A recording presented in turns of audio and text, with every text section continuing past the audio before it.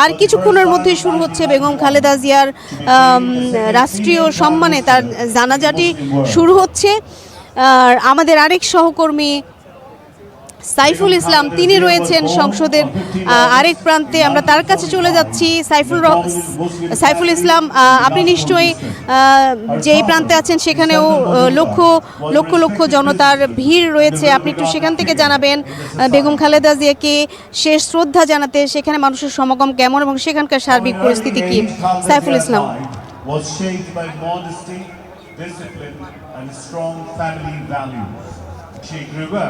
as a graceful, polite,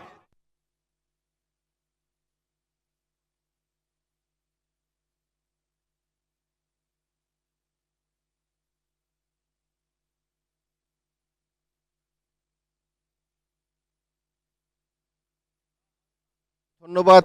অল্পক্ষণের মধ্যেই BNP chairperson Begum Khaleda জিয়ার সেই কাঙ্ক্ষিত জানাজাটি শুরু হবে এবং ইতিমধ্যেই কিন্তু জানাজায় অংশ নেওয়ার জন্য যারা এখানে এসেছেন বিএনপি নেতাকর্মী সহ সর্বসাধারণ মানুষ তারা কিন্তু কাতারবদ্ধ হয়ে দাঁড়িয়ে গেছেন জানাজায় অংশগ্রহণ করার জন্য। এবং এই মুহূর্তে কিন্তু জাতীয় সংসদের দক্ষিণ প্লাজার যে মাঠ রয়েছে একদম সেই আসাদ গেট থেকে একদম পেছনে খেজুর বাগান পর্যন্ত পুরো মাঠটি কিন্তু কানায় কানায় পূর্ণ হয়ে গেছে, তিল ধারণের ঠাঁই নেই। পাশাপাশি মানিক মিয়ার এভিনিউর যে প্রশস্ত রাস্তা সেই আসাদ গেট থেকে ফার্ম গেট পর্যন্ত লোকে লোকারণ্য, যত দূর চোখ যাচ্ছে তত দূরে কিন্তু কেবল মানুষ আর মানুষ।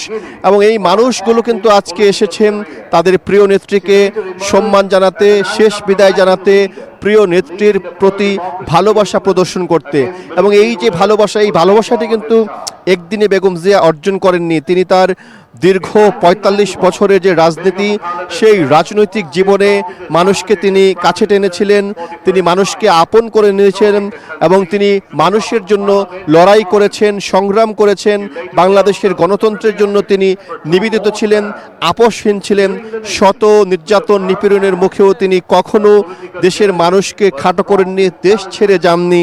যে কারণেই কিন্তু আজকে লাখ লাখ মানুষ বেগম জিয়াকে শেষ বিদায় জানাতে তারা এখানে এসে সমবেত হয়েছেন। এবং বাংলাদেশের প্রত্যেকটি জেলা উপজেলা এমনকি ইউনিয়ন গ্রাম থেকেও কিন্তু মানুষ এসেছেন।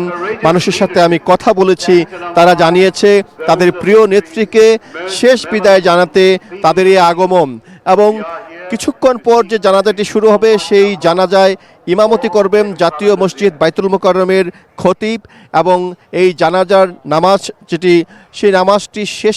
নতুন রিন গভীর থেকে পরিষ্কার করে কাপড়কে রাখে নতুনের মতো উজ্জ্বল। নতুন রিন অ্যাডভান্সড পাউডার। কিন্তু বেগম জিয়াকে শহীদ রাষ্ট্রপতি জিয়াউর রহমানের সমাধির পাশে দাফন করা হবে এবং এই জানাজায় অংশ নেওয়ার জন্য সরকারের বিভিন্ন উপদেষ্টা, বিশ্বের বিভিন্ন দেশের রাষ্ট্রদূত এবং অতিথিরা তারা ইতিমধ্যেই কিন্তু জানাজা প্রাঙ্গণে এসে সমবেত হয়েছেন এবং বাংলাদেশের প্রত্যেকটি রাজনৈতিক দলের যারা শীর্ষ নেতা রয়েছেন তারাও কিন্তু এখানে এসে উপস্থিত হয়েছেন বেগম জিয়াকে সম্মান জানাতে, শ্রদ্ধা জানাতে, তার জন্য দোয়া করতে।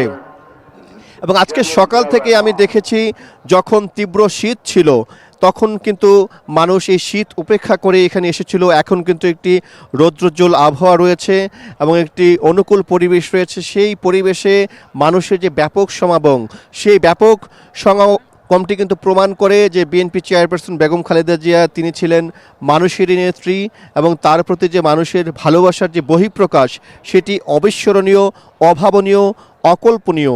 এবং সাধারণ মানুষ কিন্তু বলছেন যে বিএনপি চেয়ারপারসন বেগম খালেদা জিয়া তিনি শুধু বিএনপির নেত্রী নন, তিনি দেশনেত্রী এবং তার যে দেশের জন্য ত্যাগ, তার যে তিতিক্ষা সংগ্রাম সেটি তিনি আজীবন করে গেছেন বৃহত্তর স্বার্থে, বাংলাদেশের স্বার্থে, মানুষের স্বার্থে এবং গণতন্ত্রের স্বার্থে।